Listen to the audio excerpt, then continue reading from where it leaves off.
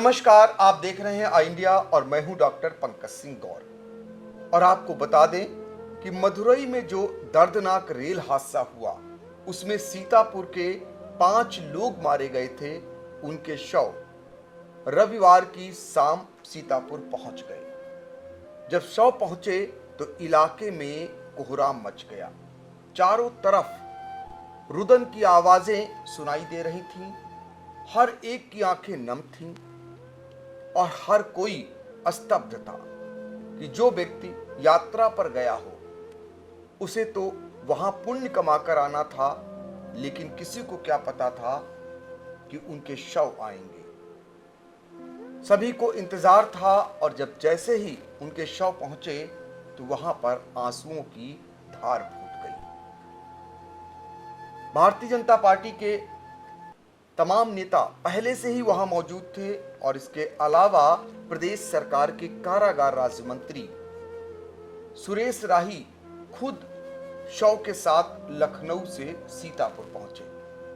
पहला शव सीतापुर के आदर्श नगर का शत्रुदमन सिंह का था और शत्रुदमन सिंह का जब शव पहुंचा तो वहां भारी भीड़ उमड़ी हुई थी। इसके बाद प्रेमनगर में शव पहुंचा। ये शव उस टूर एजेंसी के मालिक भसीन का था। आज 5 अलग अलग जगहों पर शव पहुंचे। इसको लेकर पूरा सीतापुर शहर गमगीन था। आई इंडिया ने अपने तमाम सहयोगियों को वहीं पर लगा रखा था वहां के हालातों के लिए। आदर्श नगर में हमारे सहयोगी निशांत गुप्ता थे तो प्रेमनगर में हमारे सहयोगी प्रियांशु मिश्रा। इसके अलावा हमारे 2 कैमरामैन सिद्धांत पांडे और हसन गोगा सारा कुछ कैमरे में कैद कर रहे थे।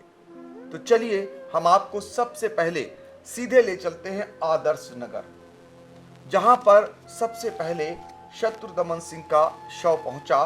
तो उनके साथ कौन कौन आया और इसके अलावा वहां पर कौन कौन मौजूद था और क्या कुछ हुआ, ये सीधे हम चलते हैं आपको वहां लेकर। हमारे सहयोगी निशांत गुप्ता जो वहां पर मौजूद हैं। निशांत, बताइए कि जब शत्रुदमन सिंह का शव पहुंचा तो आदर्श नगर मोहल्ले में क्या कुछ, वहां के लोगों के बीच में क्या कुछ गतिविधि थी? सर, आपको बता दें कि जैसे ही शत्रुदमन सिंह का शव जो है उनके मोहल्ले में पहुंचता है तो पूरा मोहल्ला गमगीन था। सभी की आंखें नम हुई थी। सब सोच नहीं पा रहे थे कि आखिरकार ये कैसे हो गया, इतना बड़ा हादसा कि उन्होंने अपने बीच के शत्रुदमन जी को खो दिया। ये जब हादसे के दौरान जब उनका भी शव पहुंचा उनके आवास पर, तो ये जैसे ही शव पहुंचता है पूरे मोहल्ले में एक अलग सा माहौल था। उनके परिजनों में जो है चित्कारें मची थी, सभी लोग रो रहे थे। आपको बता दें कि जब ये शव पहुंचा उससे पहले जो है सांसद राजेश वर्मा और भाजपा के जिला अध्यक्ष अजय मेहरोत्रा, मुनिंदर अवस्थी, ये वही परिवार को ढांढस बंधने पहुंचे थे और उत्तर प्रदेश सरकार के द्वारा जो आर्थिक सहायता थी उसकी चेक को उन्होंने दिया और परिवार के साथ गम को बांटा। लेकिन ये गम बांटने वाला नहीं था, क्योंकि किसी ने अपने सुहाग को खोया, किसी ने अपने पिता को खोया। आपको बता दें कि शत्रुदमन सिंह जो अपनी पत्नी के साथ गए थे रामेश्वरम, उन्हीं की जब ये हादसे में मौत हुई, जैसे उनका शव पहुंचा तो शव जो थे वो उत्तर प्रदेश के कारागार राज्य मंत्री सुरेश राही और साथ में बिस्वा के भाजपा के पूर्व विधायक महेंद्र यादव शव वाहन से इनके शव को लेके आए।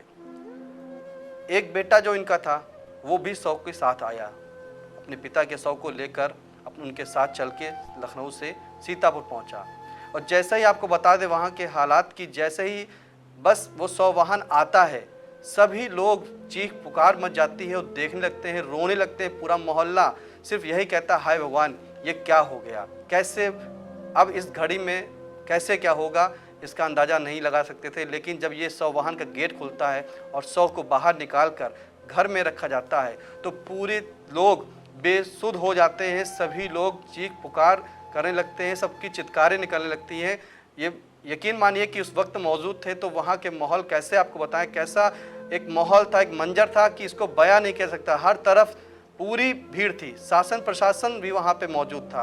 आपको बता दें कि पहले से ही वहाँ पे मौजूद एसडीएम न्यायिक जो पंकज कुमार सक्सेना हैं, एसडीएम मोहाली अभिनव कुमार यादव, सीओ सदर राजू कुमार साव और सीओ आपके बिस्वा अभिषेक अजय, ये भी वहाँ मौजूद थे। हर गतिविधि पर नज़र वहाँ रख रहे थे।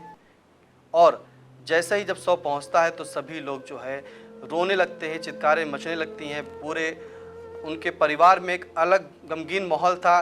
कोई यकीन नहीं कर सकता था कि जो गए हैं रामेश्वरम दर्शन करने वो वापस ऐसे हालात में आएंगे, और वो 100 वाहन में आए। आपको बता दें कि जब ये आए तो परिवार सब रोने लगे। इनके परिवार में जो सतुदमन जी हैं, उनके परिवार में उनके 2 बेटे और 2 बेटी हैं। चारों बच्चों की इन्होंने शादी कर दी थी। जो बड़े बेटे हैं उपेंद्र सिंह, वो आबकारी विभाग में हैं। छोटा बेटा जो है आलोक सिंह, वो गुड़ का व्यापार करता है काजी कमालपुर में। इनकी बड़ी बेटी जो है रीता सिंह, वो यहीं सीतापुर के सदना इसरौली गांव में जो है उनका विवाह हुआ था, वहीं वो रहती थी। और जो छोटी बेटी है वो प्रियंका सिंह, वो कानपुर में भी आई थी। तो सभी लोग जो है आए। आपको बता दें कि एक बेटा जो 100 के साथ आया था, अपने पिता के 100 को लेकर आ रहा था, और दूसरा बेटा अपनी माँ को संभाल कर वहाँ से ला रहा था, क्योंकि माँ ने अपने सुहाग को खोया है और अपनी आंखों के सामने खोया था। दोनों लोग दर्शन के लिए गए थे, और किस तरह से आप समझ सकते हैं कि सुहाग उजड़ा है एक पत्नी का, उन्होंने खो दिया। बिल्कुल। तो देखिए, निशांत वहाँ का हाल बता रहे थे। और आपको बता दें कि जिला अधिकारी अनुज सिंह, पुलिस अधीक्षक चक्रेश मिश्र ये भी पहुंचे हुए थे, और उन्होंने छोटे बेटे आलोक सिंह से मिलकर जिलाधिकारी ने उन्हें ढांढस बंधाया और आश्वस्त कराया कि प्रशासन दुख की इस घड़ी में उनके साथ खड़ा है। और आपको बता दें, दरअसल शत्रुदमन सिंह जो अपनी पत्नी और अपनी जो साले और उनकी पत्नी के साथ यात्रा पर गए हुए थे, वहां पर लोगों का ये कहना था कि शत्रुदमन सिंह सकुशल निकल आए थे। जब आग लगी ट्रेन में तो वो बाहर आ चुके थे, उनकी पत्नी भी आ चुकी थी और उनके साले भी आ चुके थे। लेकिन उनकी सलहेज और जिनके पैर में चोट लगी थी, उनको निकालने के लिए वो फिर से दोबारा उस ट्रेन में पहुंच गए। मदद के रूप में पहुंचे थे। शायद किसी को विश्वास नहीं रहा होगा कि जब वो पहुंचे कि अब इसके बाद दोबारा वापस नहीं लौटेंगे, और वो नहीं लौटे। यही किस्सा सुन करके हर एक का कलेजा फट रहा था कि हे भगवान, ये तूने क्या किया। जो मददगार थे, जो दूसरे की जिंदगी बचाने के लिए फिर से उसी आग की ट्रेन में घुस गए थे, कम से कम उस पर तो रहम करते। वो तो सकुशल बचाए थे, लेकिन उसकी भी जिंदगी छीन ली।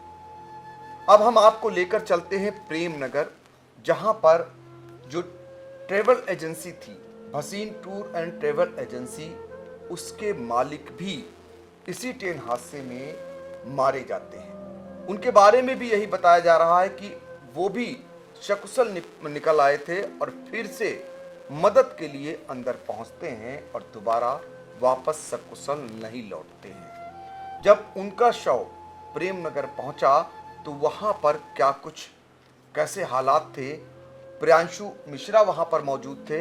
प्रियांशु, जरा बताइए कि जब शव आया तो उनका शव लेकर कौन पहुंचा, और उसके बाद वहां के क्या हालात थे? जी सर, आपको बता दें कि देर शाम करीब 6:30 बजे हरीश कुमार उर्फ पप्पू भसीन, जो कि भसीन टूर एंड ट्रेवल्स के मालिक थे, उनका शव लेकर जो है कारागार राज्य मंत्री सुरेश राही और उनके साथ बिस्वा से पूर्व भाजपा विधायक महेंद्र यादव जैसे ही पहुंचे, आपको बता दें कि घर पे पहले से ही पूरा मजमा लगा था। उनके चाहने वाले, उनके शुभचिंतक, उनके सुख दुख के साथी वहाँ पे मौजूद थे। करीब सैकड़ों की संख्या में वहाँ पे लोग मौजूद थे, और जो उनके जहाँ पे प्रेमनगर मोहल्ला है वहाँ की छतों पे लोग खड़े थे, उनके घर के बाहर काफ़ी भीड़ थी। तो इस दौरान जो है वहाँ पे पहले से मौजूद थे सीतापुर एमएलसी पवन सिंह चौहान, भाजपा जिलाध्यक्ष अचिन मेहरोत्रा, रामकृष्ण भार्गव जो मिश्रिक से भाजपा विधायक हैं, और कारागार राज्य मंत्री सुरेश राही के जो भाई हैं रमेश राही वो थे, और इसके अलावा एसडीएम लहरपुर अनिल कुमार रस्तोगी जी भी वहाँ पे मौजूद थे। सीओ सिटी काफ़ी समय से वहाँ बैठे थे, सीओ सिटी सुशील कुमार सिंह, आलोक मणि त्रिपाठी जो शहर कोतवाल हैं वो भी वहाँ पे मौजूद थे। जैसे ही गाड़ी इंटर की है एम्बुलेंस घर के बाहर, आप मतलब उस दृश्य को आंखों से कैद किया गया है। इनके घर में जो मौजूद थे, सबसे पहले इनकी पत्नी, चूंकि आपको बता दें इनके कोई बच्चे नहीं थे, 58 वर्ष के करीब ये थे। इनकी एक पत्नी अनीता भार्गव, केवल यही 2 लोग घर में रहते थे। और इनके जो है एक बड़े भाई, आपको बता दें नंदकिशोर भसीन, इनका काफ़ी समय पहले जो है निधन हो चुका था। ये अकेले भाई बचे थे। एक इनकी बहन सुनीता आनंद, उनका विवाह यहीं सीतापुर में हुआ। तो इनके 2 भांजे और एक भांजी भी थे जो मृतक हैं पप्पू भसीन जी। तो 2 भांजे अमित आनंद, रोहित आनंद और ऋतु आनंद, ये भांजे भांजियां और पत्नी जैसे ही शव गया ऐसा टूट के रोए बिलखे हैं कि हम बयां नहीं कर सकते। कि सुरेश राही जो कारागार राज्य मंत्री हैं, एमएलसी पवन सिंह चौहान हैं, अचिन मेहरोत्रा हैं, उनकी आंखों से भी, उनकी आंखें भी नम हो गईं और यही समझाते रहे कि आपके ये दुख, हर संकट की हर घड़ी में हम आपके साथ हैं, जो भी सहायता की होगी हम करेंगे। लेकिन उनका यही कहना था कि हमें किसी प्रकार की सहायता की ज़रूरत नहीं है। जो हमारा सुहाग उजड़ा है, हमारे मामा चले गए हैं, उनको किसी तरह से आप ले आइए। ये दृश्य थे हम लोगों के सामने, आंखों के सामने। जो भी वहाँ पे खड़ा था, छत पे महिलाएं खड़ी थी, बच्चे खड़े थे, इंतज़ार कर रहे थे कि पप्पू भसीन जी आएँ, उनके पार्थिव शरीर के हम अंतिम दर्शन तक कर लें। और आपको बता दें इनके एक बुजुर्ग जीजा जी जो थे, चंद्रमोहन आनंद जिनकी बात करें, वो भी इतने बुजुर्ग थे, वो कांप रहे थे जब उनका शव आया था। ये दृश्य था वहाँ का। और आपको वहाँ से जो सर जानकारी हमने जुटाई है कि पप्पू भसीन जी जो हैं, चूंकि इनके कोई बेटे ना बेटी नहीं थे, कोई औलाद नहीं थी, तो ये खासा लोकप्रिय थे अपनी समाज सेवा के लिए। ये बढ़ चढ़कर भंडारे में हिस्सा लेते थे, भंडारे में मदद करते थे, गरीब कन्याओं की शादी कराते थे, किसी का अंतिम संस्कार कराना होता था, उसके पास आर्थिक तंगी होती थी, उसमें भी मदद करते थे। दूसरे, इनके अगर करियर की शुरुआत करें तो इनके एक साथी कह लें, दोस्त कह लें या सुख दुख के साथी कह लें कि 20 सालों से उनके सुख दुख के साथी रहे। दिन और रात हर टाइम उनका मिलना होता था डेली का। राजेश तिवारी जो नगर पालिका परिषद सीतापुर में कर्मचारी हैं, तो उनसे जो जानकारी निकल के आई, तो सबसे पहले इन्होंने जो अपनी शुरुआत की थी, इन्होंने जूते चप्पल का काम शुरू किया। वहाँ से इन्हें जब सफलता नहीं मिली तब इन्होंने ये काम बंद किया और साथी यात्री जो एक फेमस यहाँ की टूर एंड ट्रेवल कंपनी थी, उसमें एज अ मैनेजर काम किया करीब 12 साल। इसके बाद वहाँ पे भी आगे कुछ बात नहीं बनी, तो ये वहाँ से इन्होंने छोड़ दिया, रिज़ाइन कर दिया। फिर इन्होंने अपने दोस्तों के बीच चर्चा की, अपने परिवार में चर्चा की, तो इनके दोस्तों ने राय दी कि जब आपको इतना अनुभव है तो आप खुद की ट्रैवल एजेंसी डालिए। तो इन्होंने आर नगर मोहल्ले में भसीन टूर एंड ट्रेवल्स के नाम से करीब 10 साल पहले अपनी एजेंसी सर डाली खुद। और आज की डेट है कि साल भर में करीब 15 से 20 ये यात्राएं कराते हैं, तीर्थ यात्राएं कराते हैं। और उसमें से एक तीर्थ यात्रा ऐसी है माँ वैष्णो की, जिसमें ये नो प्रॉफिट नो लॉस पे भक्तों को ले जाते हैं। एक भी पैसा कमाते नहीं है, उल्टे लगाते हैं। दूसरी आपको सर बता दें कि ये रामेश्वरम से लेके आपको कन्याकुमारी तक यात्रा कराते हैं। नेपाल में पशुपतिनाथ हो, चाहे बद्रीनाथ हो, केदारनाथ हो, यमुनोत्री हो, गंगोत्री हो, पूरे ऑल ओवर इंडिया दर्शन कराते हैं। और आपको विशेष जानकारी दें कि कभी भी टूर और ट्रैवल से संबंधित आसपास के जिले के लोगों को भी कहीं जाना होता था तो केवल एक ही नाम याद आता था कि पप्पू भसीन को याद किया जाए। यहाँ तक उनको जैसे ही फ़ोन किया जाता था, जहाँ पे गंतव्य तक पहुँचाते भी थे, वहाँ की पूरी व्यवस्था भी सर वो करते थे। तो खासा लोकप्रिय थे। और आज जो आंखों से मंजर देखा, हर कोई यही कह रहा था कि जो दूसरों को तीर्थ यात्रा कराता हो, पुण्य कमाता हो, उसके साथ ईश्वर ने ये क्या कर दिया। बिल्कुल। तो देखिए ये मंजर था, जो धार्मिक यात्राएं कराते थे, जो मददगार थे पप्पू भसीन, और वो मदद करने के लिए ही पहुंचे थे और ईश्वर ने उन्हें ही छीन लिया। अब हम आपको फिर से आदर्श नगर मोहल्ला लेकर चलेंगे, जहां पर जब दूसरा शव पहुंचता है, बामुश्किल 100 मीटर की दूरी पर शत्रुदमन सिंह और जो दूसरा मिथिलेश कुमारी चौहान हैं, उनके घर हैं। दोनों रिश्ते में साले बहनोई थे।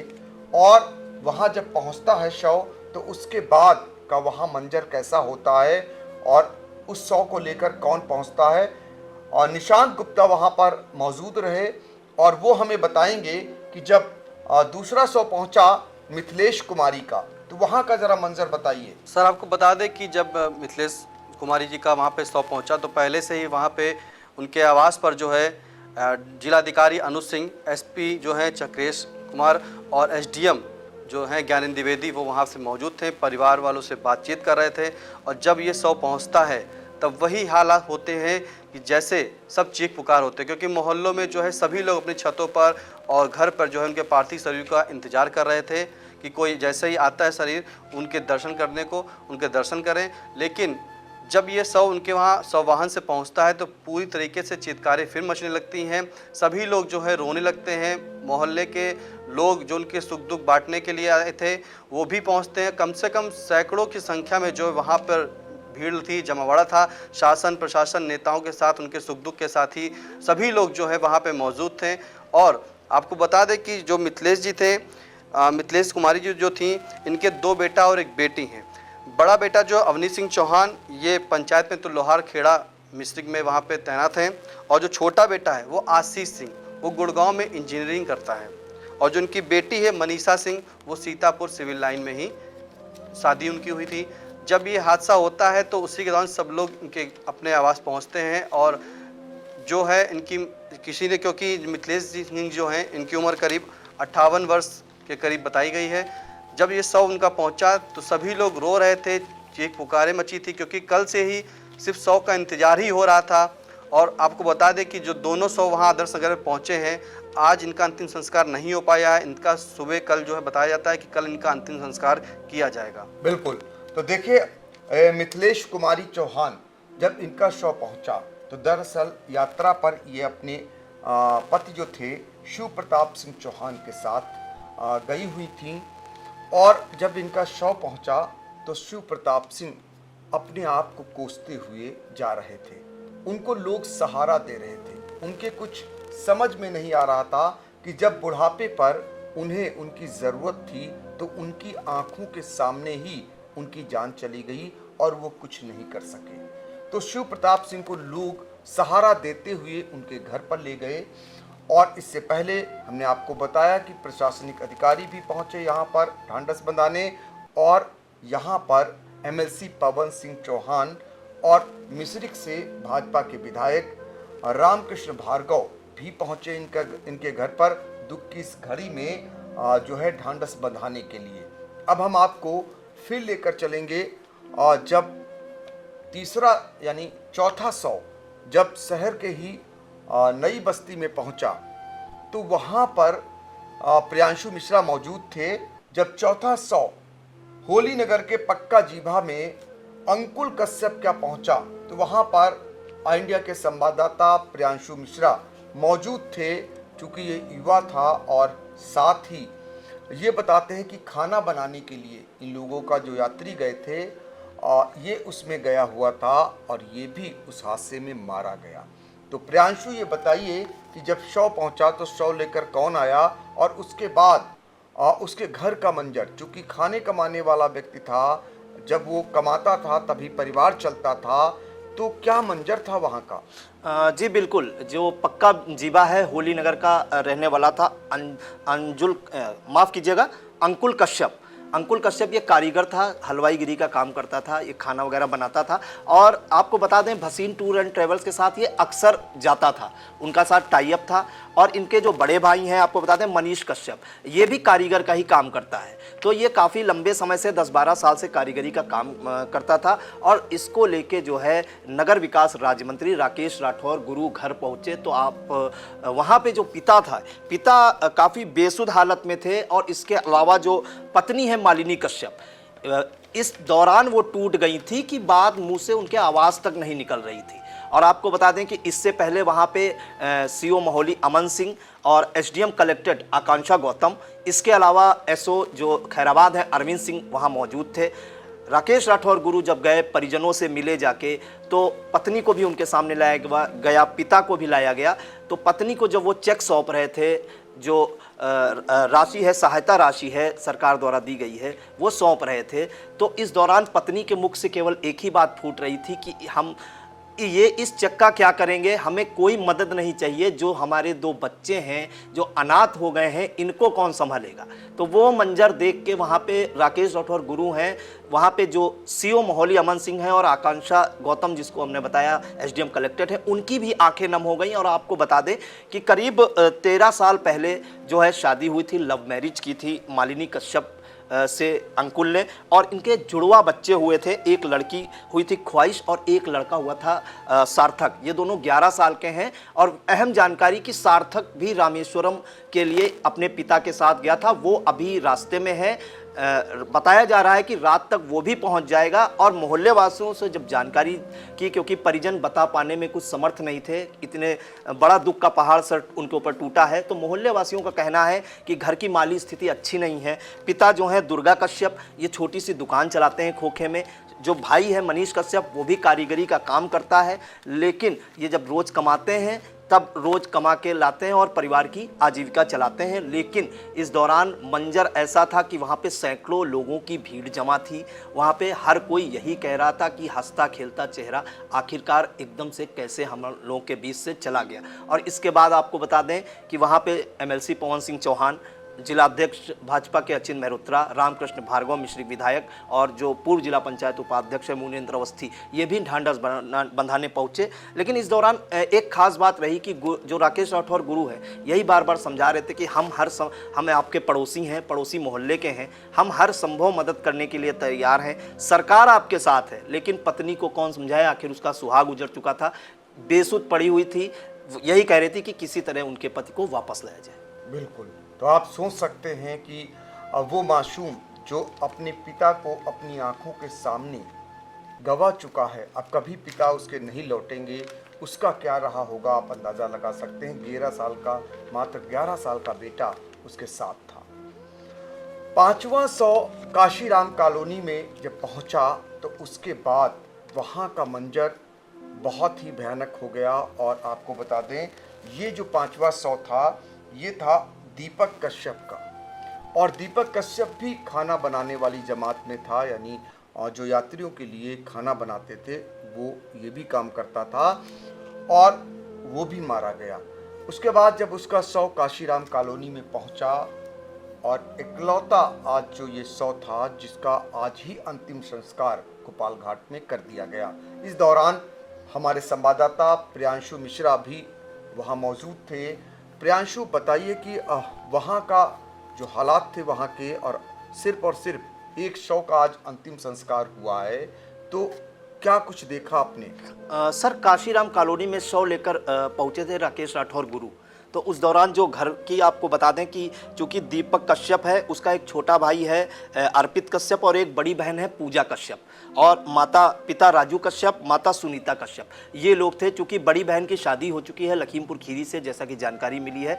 जैसे ही शव लेके आए, शव देख के विश्वास नहीं हुआ कि उनका भाई, उनका बेटा उनके का शव पड़ा हुआ है। वो यही कह रहे थे कि अच्छे भले यहाँ से गए हैं, आखिर किस हाल में हमारे बेटे को वापस लाया गया है। तो ये, और काशीराम कॉलोनी जो कि काफ़ी पॉश एरिया भी माना जाता है, कि संकट की घड़ी में आप सबसे ज़्यादा भीड़ काशीराम कॉलोनी में देखी गई। मतलब वहाँ समझ लीजिए करीब 1000 लोगों का मजमा लगा हुआ था। हर कोई ढांढस बंधा रहा था कि हम आपके साथ हैं, किसी तरीके से हम हर संभव मदद करने को तैयार हैं। लेकिन माता पिता और बहन किसी तरीके से मानने को तैयार नहीं है। उनका यही कहना था कि हमारे बेटे को वापस लाया जाए। आपको बता दें कि जो दीपक कश्यप है, इसकी करीब उम्र 20 वर्ष बताई गई है, और ये भी कारीगर था। ये भी भसीन टूर एंड ट्रेवल्स के लिए अक्सर जो है यात्राओं पे जाता था, कारीगरी का काम करता था। इसके बाद आपको बता दें कि वहाँ पे मौजूद थी एसडीएम सिधौली राखी वर्मा, सीओ मोहली अमन सिंह, ये भी माफ़ कीजिएगा सीओ मिश्रिक सुशील कुमार यादव वहाँ मौजूद थे। इसके अलावा आपको बता दें कि वहाँ पे एसओ रामकोट संजीव कुमार कुशवाहा भी थे।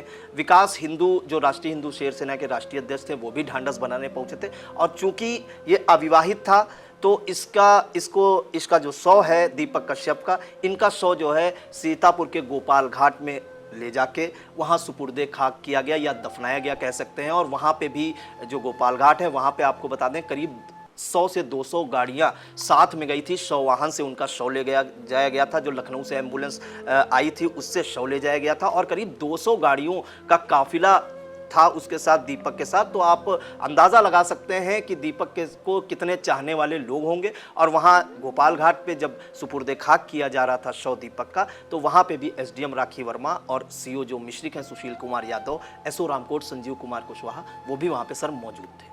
बिल्कुल। तो आपने वो मंजर देखा जो देखकर आपका भी कलेजा कांप जाएगा। और कांपे भी क्यों ना एक साथ जब 500 आगे पीछे सीतापुर में पहुंचे तो सीतापुर वासियों का गमगीन होना लाजमी था। और आपको बता दें कि ये 26 अगस्त को सुबह करीब 5 बजे मदुरई तमिलनाडु में रेल हादसा हुआ। ये सारे यात्री 17 अगस्त को गए थे यात्रा पर रामेश्वरम, और यात्रा कर इन्हें 30 अगस्त को घर वापस आना था। और मदुरई में जैसे ही इनका कोच पहुंचा, वहां पर खड़ा था कोच, और उसी दौरान चाय बनाते समय गैस के सिलेंडर में आग लगती है। आग इतनी विस्फोट रूप ले लेती है कि पूरी बोगी धू धू कर जलने लगती है, और उसमें बैठे यात्री कुल 63 यात्री गए हुए थे। कई लोग सकुशल निकाल लिए जाते हैं। जो लोग मारे गए हैं, ये लोग अपनी मदद से कुछ यात्रियों को भी सकुशल निकाल लेते हैं, लेकिन 5 यात्री जो सीतापुर के रहने वाले हैं वो मारे गए। इसके अलावा 2 यात्री लखनऊ के, एक यात्री यानी लखीमपुर खीरी और हरदोई का भी एक यात्री इस हादसे में मारा गया। सीतापुर से कुल 20 यात्री, और जिसमें कुछ खाना बनाने वाले लोग थे वो भी गए थे। कुल 20 के करीब संख्या उनकी बताई जा रही है। 5 लोग मारे गए, और जो लोग थे वो अब वापसी वहाँ से कर रहे हैं। सबकी लगभग वापसी हो चुकी है।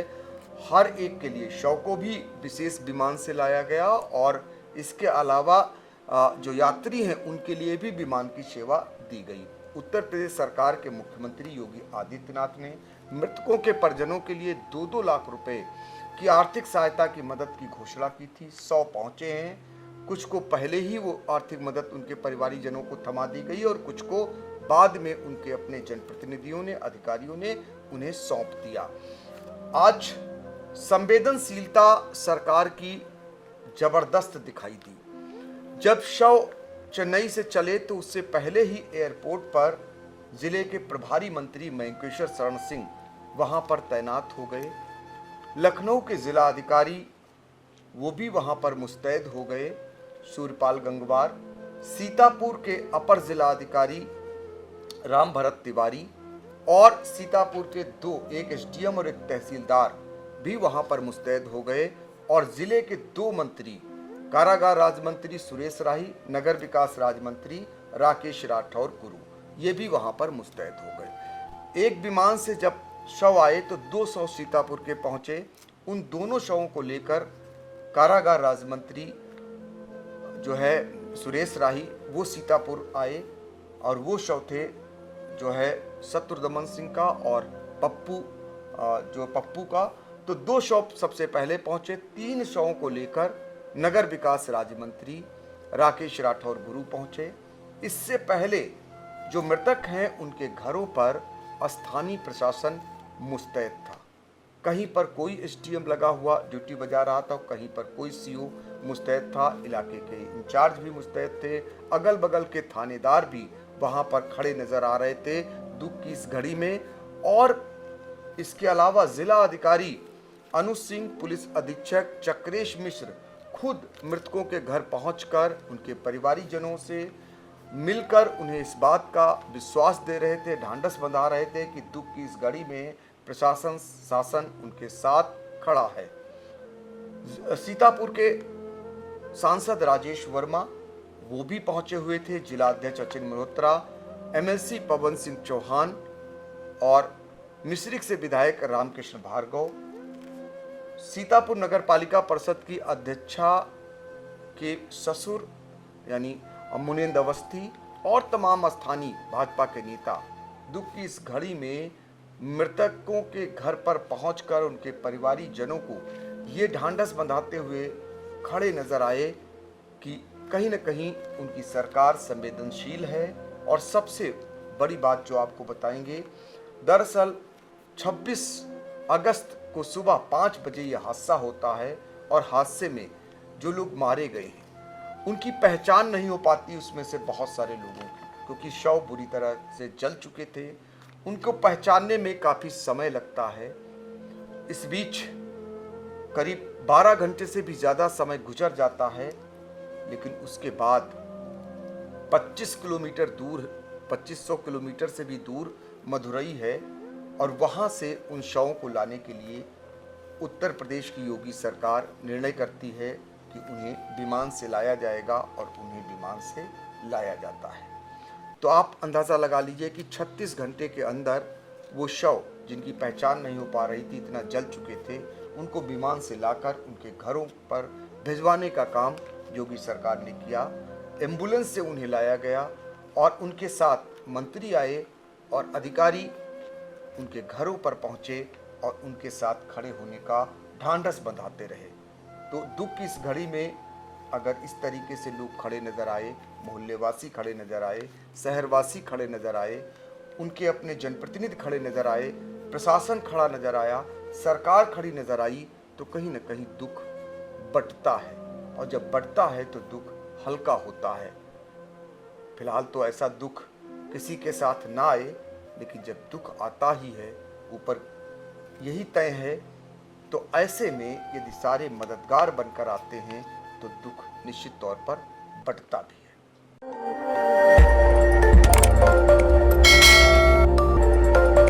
खबर आपकी, नजर हमारी। देखते रहिए आई इंडिया।